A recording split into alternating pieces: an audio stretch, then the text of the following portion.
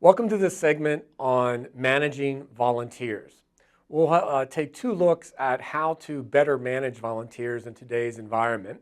The first is called a total compensation model, how to motivate volunteers and paid staff as well, keeping them within the organization. We know that in the nonprofit world, it's difficult to compete on a market-based way in compensating employees, both paid and unpaid staff. So this total compensation model gives a nonprofit leader a way to do that. The second issue in this segment is how to think about volunteers as opportunities to be productive and employees who can be developed and retained much like one might maintain and retain and develop paid staff as well. So we're going to talk about hiring, quote unquote, volunteers. Motivating and hiring paid and volunteer staff. One of the challenges for nonprofit leaders today is how they might be able to motivate, hire, retain good employees. And I use the word employees both in reference to paid staff as well as volunteered staff. This presentation has two parts to it. The first is a model for motivating staff, and the second will look at how one might recruit or hire, quote unquote, volunteer staff. This model for motivating staff takes into account how one might, as a leader of a nonprofit, compensate a paid staff person or a volunteered staff person in light of the fact that, generally speaking, nonprofit pay, salary, benefits, etc., tends to be below market rate compared to for-profit organizations. Now, generally speaking, that is. There are many nonprofit organizations where the compensation equals that of the for-profit organization. But for the most part, generally speaking, compensation is less in the nonprofit sector. Given that, how can a nonprofit leader compete for human capital in the marketplace in order to recruit and again retain quality paid and volunteer staff people? A way to consider this is what I've developed as the total compensation model, the total compensation model. That is to say that there is more to compensation for those who work in the nonprofit sector than simply salary and benefits, however important salary and benefits might be. One might recognize this as the inverted pyramid from Abraham Maslow's hierarchy of needs. And it's similar to that in terms of what nonprofit employees might be seeking in terms of what they may consider fair compensation. So let's walk through each of the four levels of compensation. The first is material. Salary and benefits matters. Material compensation matters to employees in all three sectors. So as much in the nonprofit sector as one might find in the for-profit sector and in the government sector. That is to say, at least a basic level of perceived fair compensation in wages and benefits.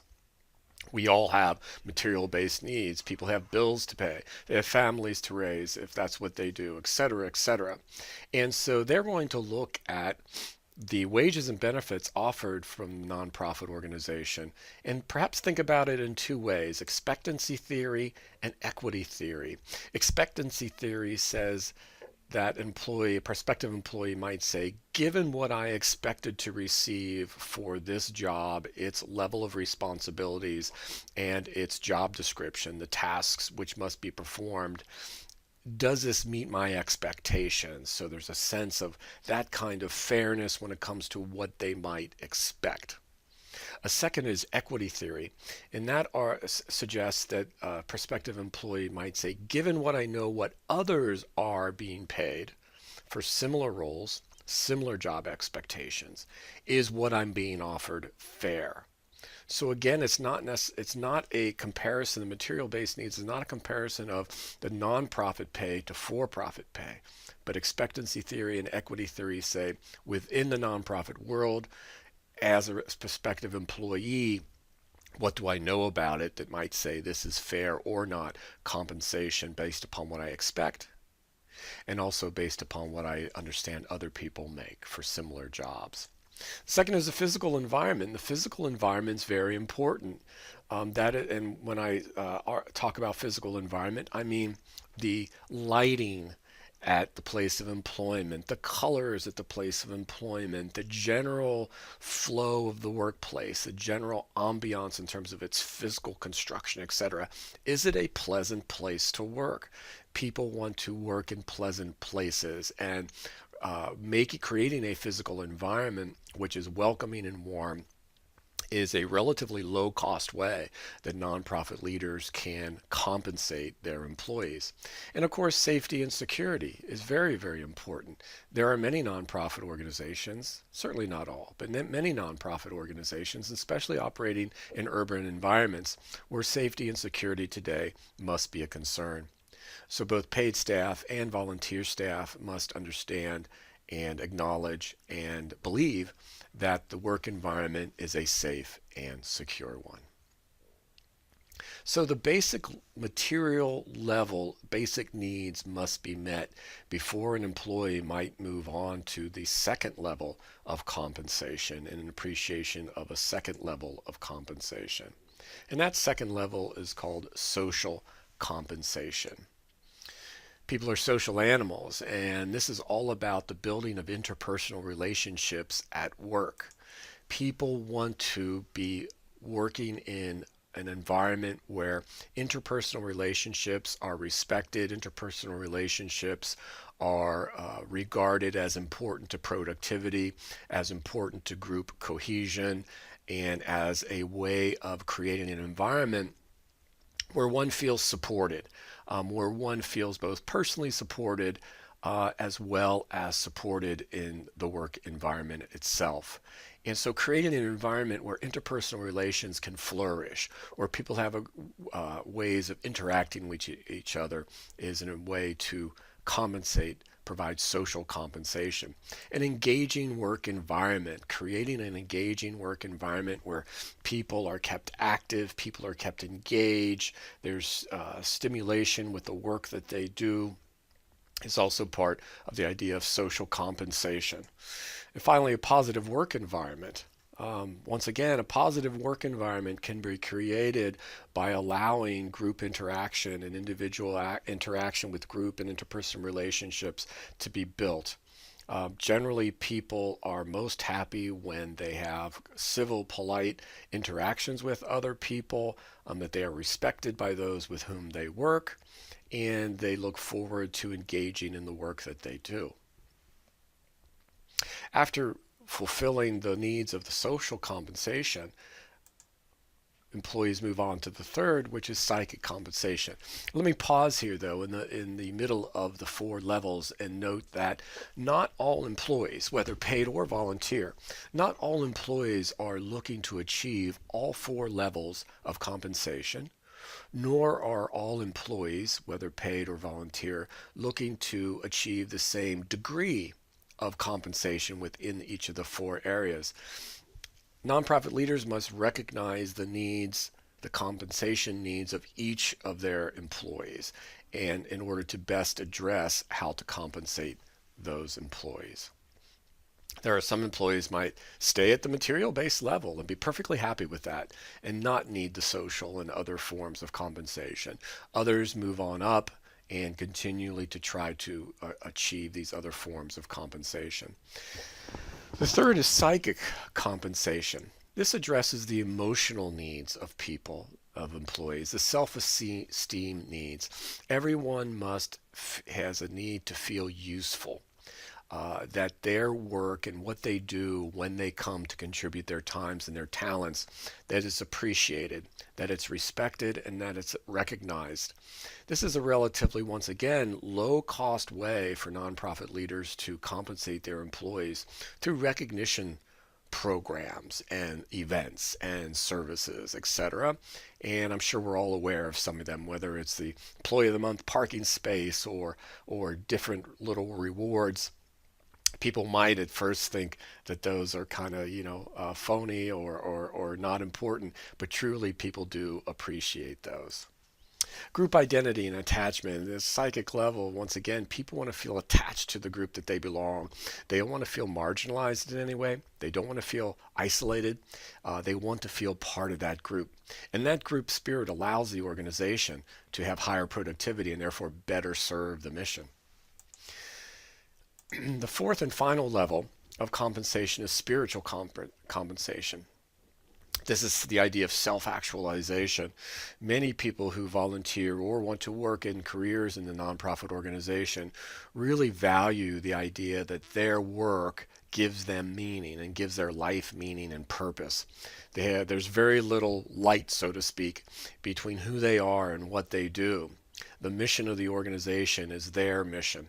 The work that they do in serving clients is the work that they feel they were meant to do. That gives them a great sense of meaning, a great sense of fulfillment, taking them from the idea from success to significance. Not only do they do well what they do, successful, but what they do has significance for their life and for the lives of others. This is the highest level of compensation. This level of compensation really bonds people to the mission of the organization. Now let's move on to part two, and that is hiring volunteers.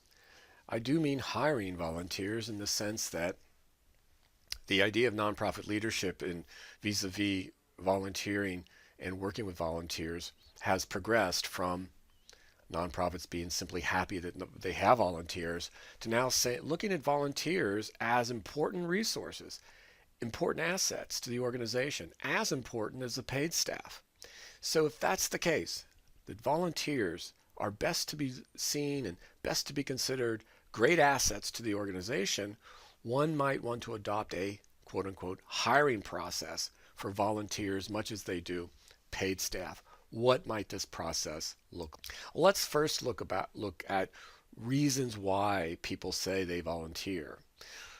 The first is to pay back or forward. That is to say that they in their lives have received the generosity of others and the generosity perhaps of nonprofit organizations, maybe universities or high schools or hospitals, and they want to pay back. Or they are people who are civically engaged, believe they have a civic responsibility to uphold their community and serve their community, so they're going to pay it forward through time, talent, and treasure. Nonprofit volunteers often join organizations to learn. They want to learn more about the mission of the organization, maybe the policy area that the organization serves. Perhaps they want to learn more about leadership and management, and so they gain by volunteering their time to do so. They want to belong, as I mentioned earlier, under social compensation and psychic compensation. They want to belong. They have a great feeling that they want to be involved in the community and belong to groups and belong with people who have a shared interest. They want to enhance self-worth. They understand that by volunteering, by giving of their gifts, whether it's time, talent, or treasure, that enhances their sense of worth, their sense of purpose and meaning in life. To be useful, people related similarly to the idea of self-worth, people often say that they want to feel useful in life, and they want to have practically apply their gifts to a good cause. And of course, as I mentioned, under social compensation, to find life's meaning. Today, with the baby boom generation being the largest, wealthiest, healthiest, and best educated generation in American history, and now they are entering their retirement years, nonprofit organizations can gain by plugging into the baby boomer generation as a great source of volunteers.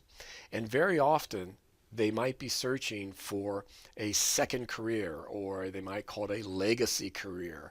And they might be looking for, after maybe spending 40 years, let's say, in a career, through which they were able to serve their families and become financially stable. They are now looking for ways to truly tap into what means most to them in giving back. And so to find life's meaning with the baby boomers generation provides a great opportunity for nonprofit leaders in recruiting and hiring volunteers. So let's look at the idea of volunteers and exactly what this might mean. Volunteers are not cost-free assets. Volunteers, what this means is that volunteers require time in training, time in recruiting and training, time in the energy that leadership must attend to volunteers, and other costs as well. So they can't be seen as cost-free assets. In other words, volunteers must be made useful. They must be made productive. Otherwise, they remain a cost to the organization. So nonprofit leaders can go through the following regime of thoughts and ideas and questions as to how they might best recruit and retain high quality assets as volunteers. The role. What is the value added by this volunteer? This particular volunteer, given their skill set, given the assets they bring to the organization, what's the value added to the organization by this volunteer? If that cannot be clearly understood, in other words, if the nonprofit leader cannot clearly articulate what the value added by this volunteer, then that volunteer perhaps is not a good fit for the organization because they bring nothing additional to the organization. Now, it doesn't mean necessarily something new talents or new gifts. It could very well be new, but perhaps it could be more of an important asset to allow the organization to enlarge its services, to expand its capacity. Recruiting. Think of the skill segments of volunteers. Nonprofit leaders must, before recruiting volunteers, think about what do they need and to hire those people with intention and purpose. Align the jobs with the volunteers' interests, skills, and times. Now, once again, volunteers are bringing their gifts and their talents to the organization without charge, so to speak, without being paid. So there is some role for the nonprofit leader aligning the volunteers' interests, skills, and time with what's needed by the organization. And in addition to that, volunteers who could best apply their skills and their interests are likely to be more productive. Misaligned volunteers with jobs for which either they're overqualified or maybe even underqualified is not a good alignment. A good alignment is finding the assets, the gifts of that volunteer with the needs of the organization and the jobs that need to be done in the organization. Managing volunteers is a matter of integrating volunteers into a larger personnel management system. That is to say, the line between a paid staff person and an unpaid staff person is becoming blurred in terms of productivity, in terms of expectations of jobs, in terms of expectation of performance. The lines have been blurred. It's important to expect high standards from volunteers. It's important to expect high capacity for work and high performance from volunteers. And so it makes sense to integrate unpaid staff and paid staff together in terms of how to manage them and how to manage performance and productivity. But once again, the key is volunteers as well as paid staff understand what compensation they need, because good volunteers, high quality volunteers, want to be retained and the organization wants to retain them. So how can they be compensated to make sure they continue on as volunteers? There are a couple of reflection questions. Using the total compensation model discussed earlier, which categories of compensation are most important to you and why? For each compensation category listed in the model, provide specific examples of how a leader can make that type of compensation available to both paid and volunteer staff.